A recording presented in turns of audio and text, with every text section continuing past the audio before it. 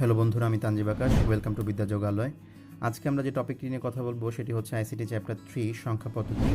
Last ভিডিওতে আমরা যেটা দেখেছি সেটা হচ্ছে ডেসিমাল সংখ্যাকে কিভাবে আমরা অন্যান্য সংখ্যা পদ্ধতিতে কনভার্ট করতে পারি। আজকের ভিডিওতে আমরা দেখব কিভাবে অন্যান্য সংখ্যা পদ্ধতিকে আমরা ডেসিমালে কনভার্ট করতে পারি। এখানে অন্যান্য সংখ্যা পদ্ধতি বলতে আমরা বেসিক্যালি বোঝাচ্ছি বাইনারি, অক্টাল এবং হেক্সাডেসিমাল।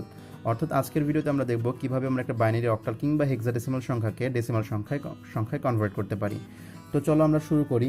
আমরা এর আগের ভিডিওতে কিন্তু বলেছিলাম যে একটা সংখ্যার দুইটা অংশ থাকতে পারে বা একটা সংখ্যা দুই রকমের হতে পারে, একটা হচ্ছে পূর্ণ সংখ্যা এবং একটা হচ্ছে ভগ্নাংশ সংখ্যা। তো পূর্ণ সংখ্যার ক্ষেত্রে আমরা যদি দেখি যে এইখানে পূর্ণ সংখ্যার ক্ষেত্রে সর্বডানে আমরা যে অঙ্কটি দেখছি সেটাকে আমরা বলি হচ্ছে LSB বা লেস সিগনিফিক্যান্ট বিট, এবং সর্ববামে আমরা যে অঙ্কটা দেখছি সেটাকে বলা হয় হচ্ছে MSB বা মোস্ট সিগনিফিক্যান্ট বিট।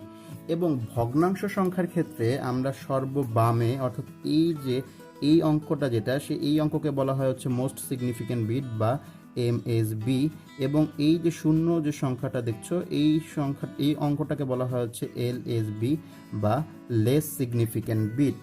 ওকে, তো আমাদের ক্ষেত্রে এখানে যে অন্যান্য সংখ্যা পদ্ধতি থেকে আমরা যদি ডেসিমালে কনভার্ট করতে চাই, তাহলে পূর্ণাংশ একটা সংখ্যা যদি পূর্ণ সংখ্যা দেওয়া থাকে তাহলে সেই ক্ষেত্রে আমাদের নিয়মটা কেমন হবে?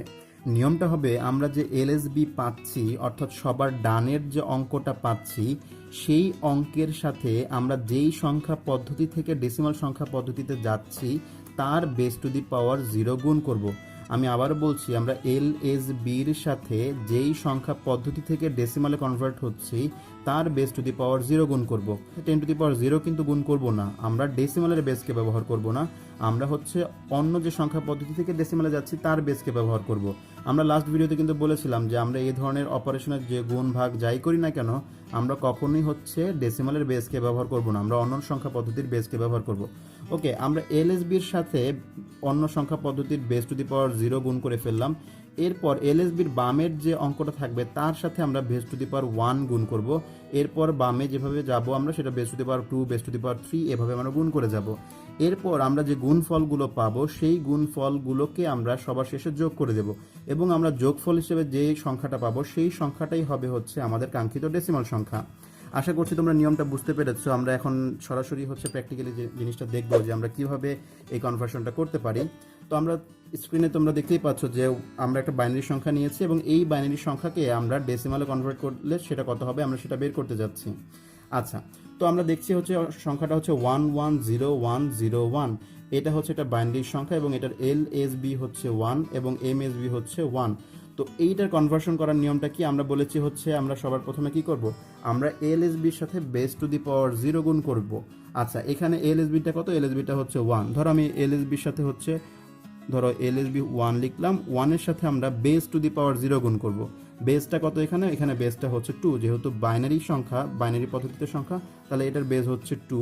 ওকে, 2 টু দি পাওয়ার 0 গুণ করলাম। এরপর আমরা পরের LSBর বামের যে অঙ্কটা রয়েছে অর্থাৎ 0-0-র সাথে আবার 2 টু দি পাওয়ার 1 গুণ করব। এরভাবে আমরা যোগ করে যাব, তাই না? আচ্ছা, এরপর হচ্ছে আমরা 1 রয়েছে, 1 এর সাথে আবার 2 টু দি পাওয়ার 2 গুণ করব। এরপর রয়েছে হচ্ছে আমাদের আবার 0-0-র সাথে আমরা 2 টু দি পাওয়ার 3 গুণ করব। এরপরে আমাদের রয়েছে হচ্ছে 1 এর সাথে 2 টু দি পাওয়ার 4 গুণ করব, এবং সবার শেষে আমাদের রয়েছে হচ্ছে 1 MSB, যেটা 1 এর সাথে আমরা 2 টু দি পাওয়ার 5 গুণ করব। ঠিক আছে? আচ্ছা, তাহলে আমরা দেখছি দেখে নিই আমরা কি করলাম। আমরা LSBর সাথে 1 এর সাথে 2 টু দি পাওয়ার 0 গুণ করলাম। এরপর আমরা LSB থেকে বামের দিকে গিয়েছি এবং 2 to the power 0, 2 to the power 1, 2 to the power 3 এভাবে করে আমরা গুণ করে গিয়েছি। ঠিক আছে? আচ্ছা, গুণ করে যাওয়ার পর সবার শেষে আমরা কি কাজটা করব?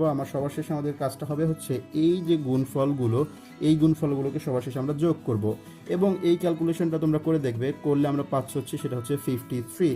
আচ্ছা, তাহলে 53 আমরা পেয়ে গেছি। তাহলে এটাই হচ্ছে আমাদের যে বাইনারি সংখ্যাটা ছিল 110101, এই বাইনারি সংখ্যার ডেসিমাল সংখ্যা।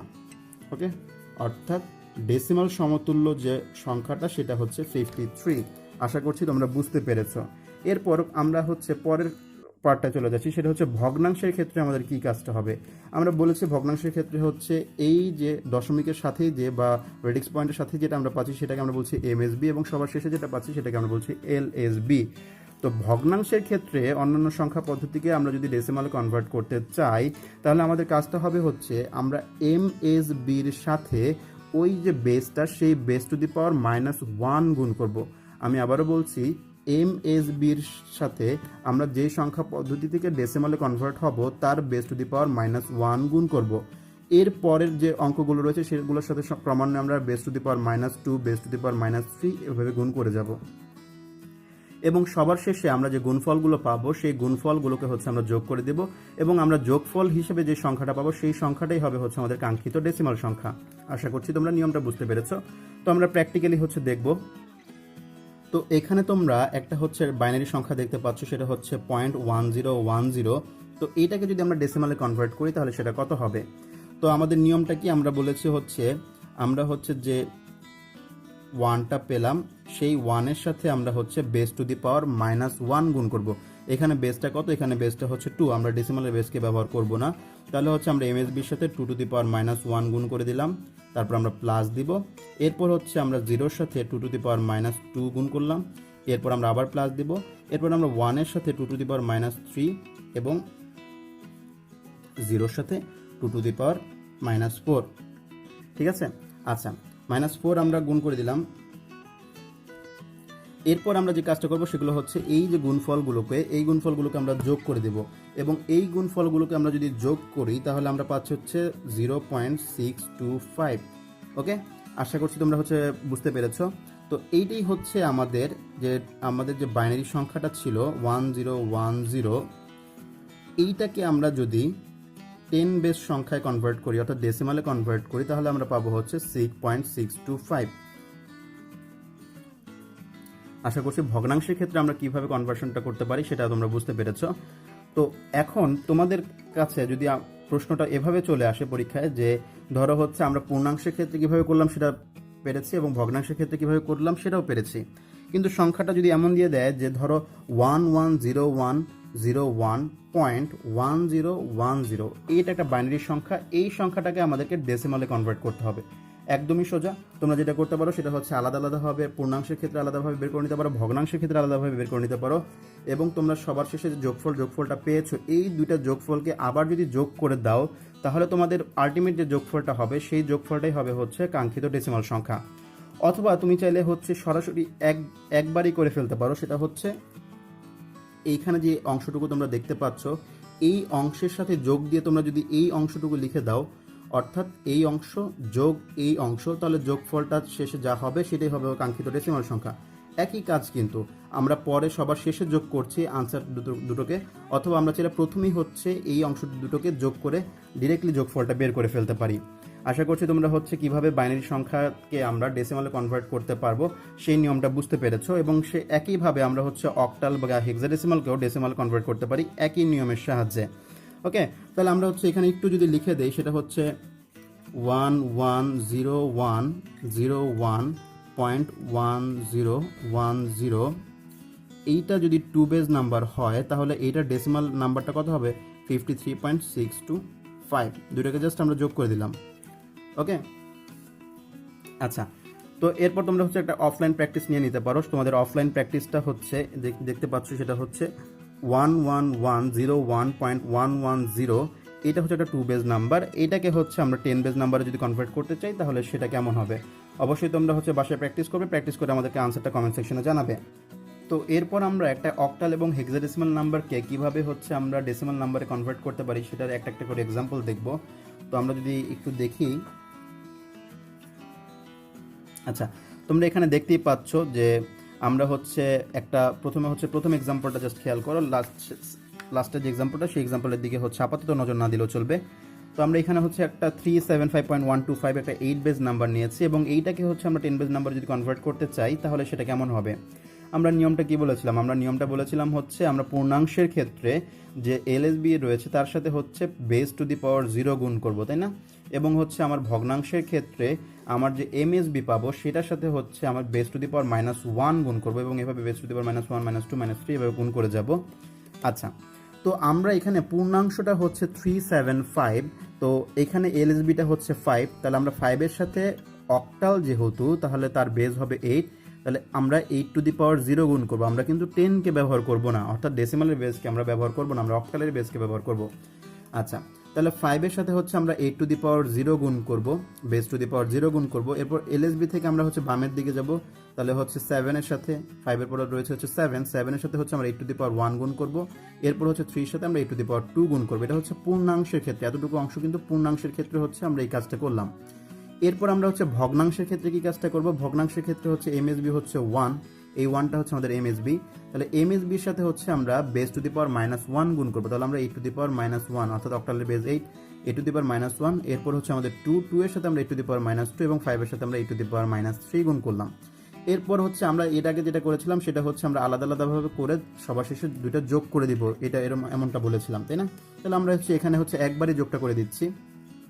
তাহলে হচ্ছে আমরা এটাকে ভেঙে ভেঙে এভাবে লিখলাম, লেখার পর হচ্ছে আমরা যে যোগটা, সেই যোগটা যদি করি তাহলে হচ্ছে আসছে হচ্ছে আমার 253.1666015, অর্থাৎ আমরা যদি 375.125 8 বেস নাম্বারকে ডেসিমাল নাম্বারে কনভার্ট করি তাহলে আমার আনসারটা আসবে হচ্ছে 253.1666015। আশা করছি তোমরা বুঝতে পেরেছো। এরপর হচ্ছে তোমরা একটা অফলাইন প্র্যাকটিস নিয়ে নিতে পারো অক্টাল রিলেটেড প্রবলেমের ক্ষেত্রে, সেটা হচ্ছে 175.50। এইটা হচ্ছে একটা 8 বেস নাম্বার হলে এটাকে তুমি 10 বেস নাম্বার কনভার্ট করলে সেটার আনসারটা কত হবে, আনসারটা আমাদেরকে কমেন্ট সেকশনে অবশ্যই জানাবে। আচ্ছা, এরপর হচ্ছে আমরা একটা হেক্সাডেসিমাল নাম্বার দেখব, সেটা হচ্ছে আমরা এখানে স্ক্রিনে দেখতে পাচ্ছ, সেটা হচ্ছে 3FC.2B। এটা হচ্ছে একটা 16 বেস নাম্বার এবং এইটাকে আমরা যদি 10 বেস নাম্বারে কনভার্ট করি তাহলে সেটা কত হবে। আচ্ছা, তো এইখানে কনভার্ট করার ক্ষেত্রে তোমাকে জানতে হবে যেটা, সেটা হচ্ছে ABCDEF, এইগুলোর হচ্ছে ডেসিমাল সমতুল্য মানগুলো কত হয়, এবং এটা হচ্ছে আমরা লাস্ট 2টা ভিডিওতে কিন্তু এটা নিয়ে আলোচনা করেছি। আশা করছি তোমরা অলরেডি এগুলো হচ্ছে জানো। তো আমাদের হচ্ছে কনভার্সনের যে নিয়মটা, সেই নিয়মটা কিন্তু আগের মতোই, সেটা হচ্ছে আমরা LSB, যেটা পূর্ণাংশের ক্ষেত্রে LSB এখানে হচ্ছে C, তাহলে এই C মানে হচ্ছে আমরা জানি C এর মানটা হচ্ছে 12, অর্থাৎ C হচ্ছে হেক্সাডেসিমাল, তার দশমিক সমতুল্য মানটা হচ্ছে 12। তো C এর সাথে হচ্ছে আমরা বেস টু দি পাওয়ার 0 গুণ করবো, এবং এটা হচ্ছে হেক্সাডেসিমাল নাম্বার, তাহলে বেসটা হচ্ছে 16, তাহলে 16 টু দি পাওয়ার 0 আমরা গুণ করব। এরপর রয়েছে হচ্ছে F মানে হচ্ছে আমরা জানি 15, আমরা ব্র্যাকেটে লিখে দিয়েছি 15। তো 15-এর সাথে আমরা হচ্ছে 16 টু দি পাওয়ার 1, এবং এরপরেও রয়েছে 3-এর সাথে আমরা 16 টু দি পাওয়ার 2 গুণ করব। আচ্ছা, এতটুকু গেল হচ্ছে পূর্ণাংশের ক্ষেত্রে।